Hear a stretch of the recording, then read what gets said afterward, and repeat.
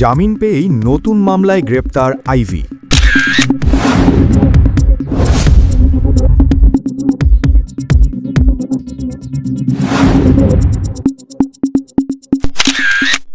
Narayanganj city কর্পোরেশনের সাবেক mayor ড. সেলিনা হায়াত আইভি উচ্চ আদালত থেকে ৫টি মামলায় জামিন পাওয়ার পরপরেই আরেকটি হত্যা মামলায় গ্রেপ্তার দেখানো হয়েছেন। বৃহস্পতিবার হাইকোর্টের একটি বেঞ্চ পৃথক ৫ মামলায় তার জামিন মঞ্জুর করে। তবে কারা মুক্তির প্রক্রিয়া শুরুর আগেই সিদ্ধিরগঞ্জ থানার একটি হত্যা মামলায় তাকে শৌন অ্যারেস্ট দেখানোর আবেদন করলে আদালত তা অনুমোদন দেন। ফলে তার বিরুদ্ধে মোট মামলার সংখ্যা দাঁড়ায় ১১টিতে। পুলিশ জানায়, বৈষম্য বিরোধী ছাত্র আন্দোলনের সময় সিদ্ধিরগঞ্জের চিটাগং রোড এলাকায় অগ্নিকাণ্ডে ইন্টেরিয়ার মিস্ত্রি সেলিম মণ্ডল নিহত হওয়ার ঘটনায় দায়ের করা মামলায় তাকে গ্রেপ্তার দেখানো হয়েছে।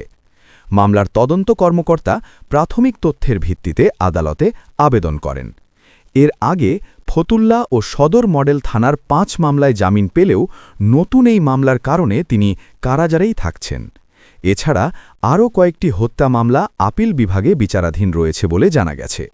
উল্লেখ্য, ২০২৫ সালের ৯ মে ভোরে শহরের দেওভোগ এলাকার বাসভবন থেকে তাকে গ্রেপ্তার করা হয়। তার আইনজীবীদের দাবি, ধারাবাহিকভাবে একাধিক মামলায় গ্রেপ্তার দেখানো হয়রানিমূলক।